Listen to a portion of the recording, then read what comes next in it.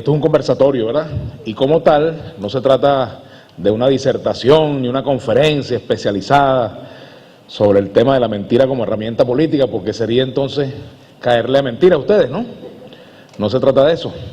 Se trata un poco de hablarles desde la experiencia propia de quien ha sido parte de dos sectores que en materia de mentiras tienen muchas contradicciones: el periodismo y la política partidista, o los partidos políticos. Yo soy periodista, pero primero fui militante político antes que comunicador social. Empecé a militar muy joven y en el periodismo entré años después, como estudiante y simultáneamente, casi simultáneamente, como reportero precisamente de un periódico, de un partido político que era Tribuna Popular en aquella época.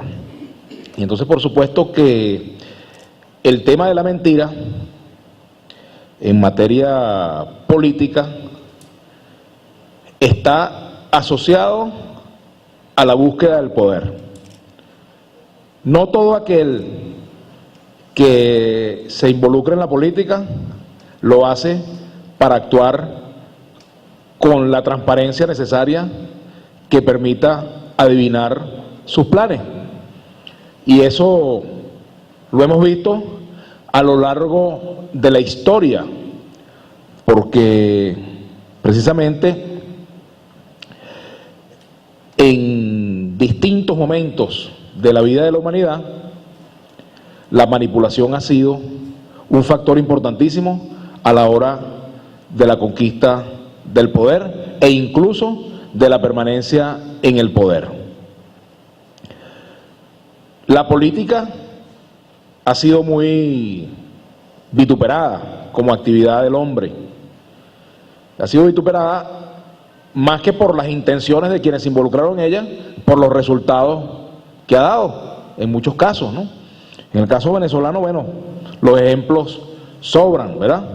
Si nosotros vamos al nombre de los partidos, pudiéramos decir que en buena medida no siempre actuaron haciéndole honor incluso a sus denominaciones.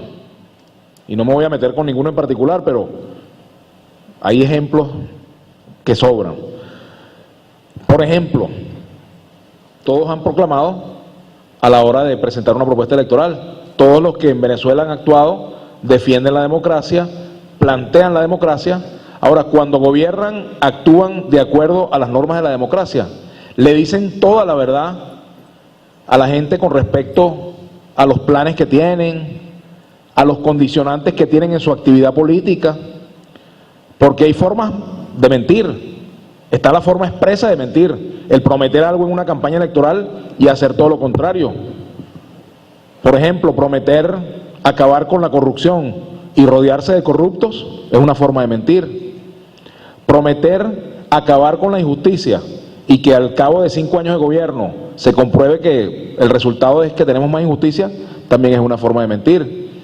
Pero otra forma de mentir, por ejemplo, es ocultar los entornos que gobiernan la actividad política. Los entornos financieros, los entornos familiares, los entornos grupales, incluso hasta los entornos religiosos, que hemos visto muchas veces también presentes en la actividad política. Entonces es un campo bastante complicado el de la actividad política, y últimamente se ha puesto de moda aquello de lo que es políticamente correcto. Lo políticamente correcto, o lo que no es políticamente correcto, está asociado muchas veces a lo que es verdad o no es verdad. Cuando usted dice lo políticamente correcto en un momento determinado, seguramente está ocultando parte de la verdad o está falseando deliberadamente la realidad, ocultando hechos esenciales. Lo mismo ocurre en el periodismo. Cuando usted oculta hechos esenciales en una información, está faltándole a la verdad, le está faltando a los lectores. Cuando un funcionario público, cuando un político no le dice toda la verdad a su militancia, bueno, eso tiene sus consecuencias. Se produce entonces la ruptura, se produce la desconfianza, se produce el quiebre incluso hasta de sistemas políticos. Pongo un ejemplo.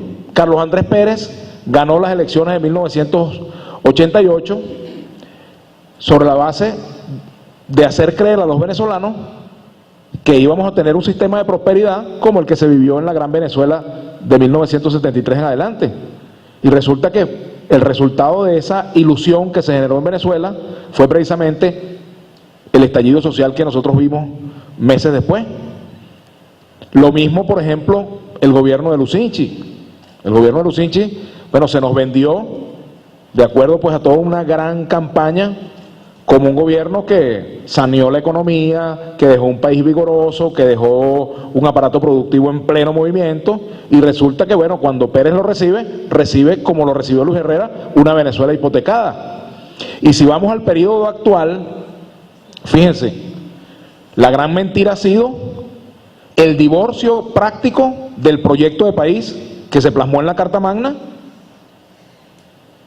Bueno, ¿por qué? Porque ese proyecto de país que nosotros dibujamos en la Asamblea Nacional Constituyente no se parece en nada a lo que hemos visto.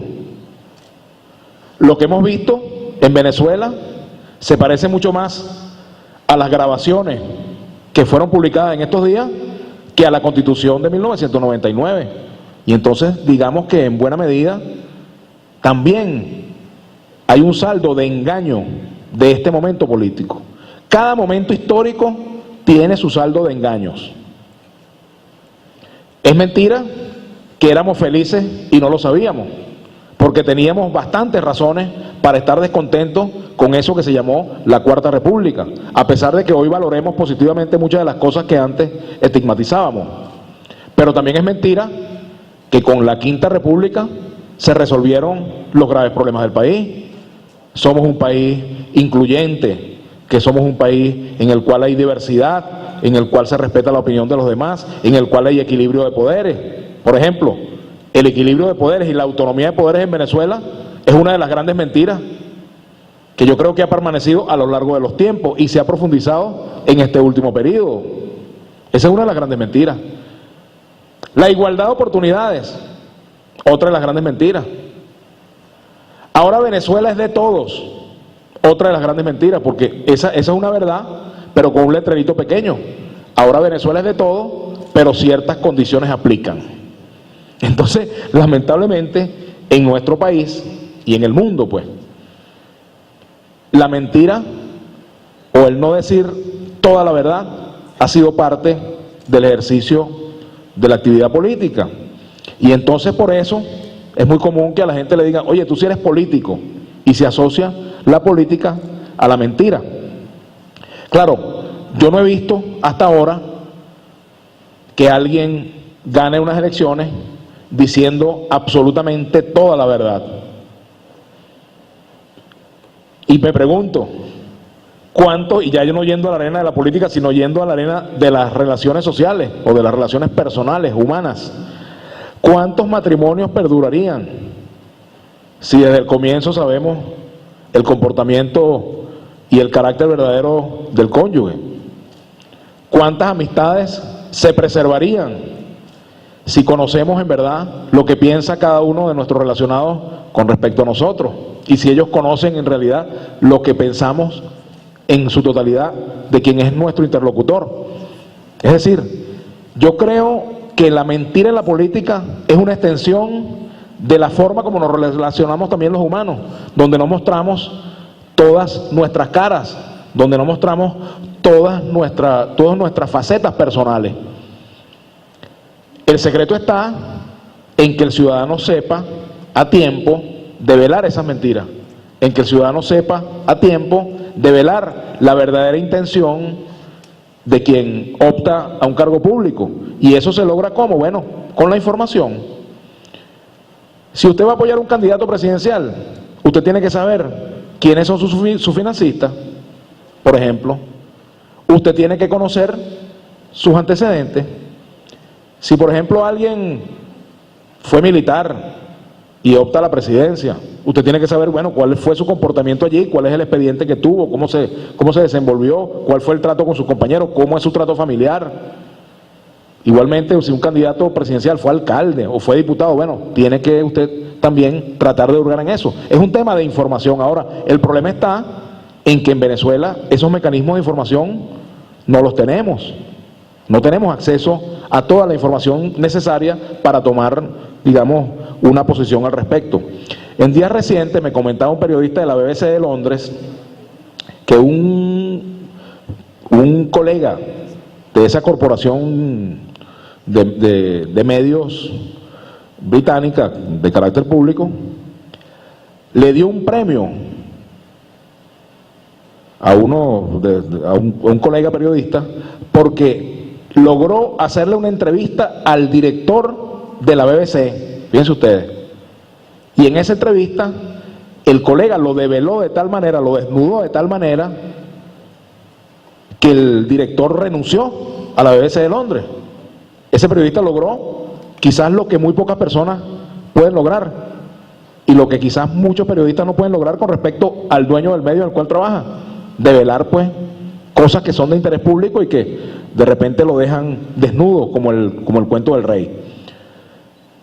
No todos podemos hacer eso, no todos tenemos la capacidad, por ejemplo, de desnudar las intenciones de quien va a optar al poder, no todos tenemos la capacidad de desnudar las intenciones de quien promueve una protesta o de quien promueve cuestionamientos a quienes están en el poder. Es uno de los grandes dramas que tendremos en la sociedad. Entonces, por supuesto que la mentira va a seguir estando presente tanto en la política como en otros actos de la actividad humana.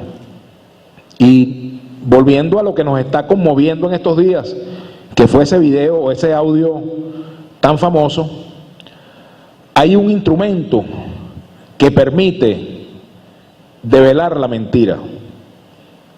Hay instrumentos científicos para eso. Es el análisis, por ejemplo, de la gestualidad. El análisis de la gestualidad es fundamental para muchos casos. Yo les voy a contar una anécdota personal, y ya me quedan pocos minutos, ¿verdad? Ya voy a ir cerrando. En una oportunidad, yo era jefe de campaña de Aristóbulo Isturi, cuando Aristóbulo perdió las elecciones con Antonio Ledesma. En esa oportunidad estábamos en una pequeña salita del comando de campaña, Aristóbulo y yo, con las actas que habíamos recopilado ya del proceso. Algo así como a las 5 de la tarde ya teníamos información más o menos suficiente con respecto a cuál era la tendencia. Y la tendencia era irreversiblemente favorable a Antonio. Entonces, Aristóbulo tenía una entrevista con Carlos Croes en vivo, esa misma tarde, ¿no? Y entonces Aristóbulo me dice, mira, ve tú, yo no voy a ir. Entonces yo voy a la entrevista, a dar la cara, pues, como era natural. Entonces, bueno, Carlos Croes me pregunta, mira, pero ¿cómo están las cosas? Digo, bueno, mira, hasta ahora, pues, nosotros tenemos una pequeña ventaja de acuerdo a nuestras cuentas que estamos llevando. Y bueno, vamos a esperar los resultados definitivos, pero hasta ahora tenemos una pequeña ventaja, cosa que por supuesto no era verdad. Entonces, Teodoro Pekov está viendo televisión en otro sitio con Fraso, con mi amigo Fraso. Y entonces Teodoro le dice a Fraso, le dice lo siguiente: esos tipos perdieron. ¿Y por qué, Teodoro? Bueno, porque esa cara que tiene Vladimir la he puesto yo varias veces. Fíjense ustedes, ¿no? Entonces concluyo diciéndole lo siguiente: fíjense en la cara de cada uno de los actores que han venido apareciendo en estos días a propósito del video, del audio tan famoso en cuestión, y apliquen el análisis de lo que nosotros llamamos comúnmente el carómetro, y díganse ustedes para su adentro si quienes han reaccionado, quienes han sido aludidos, están diciendo o no la verdad. Muchas gracias.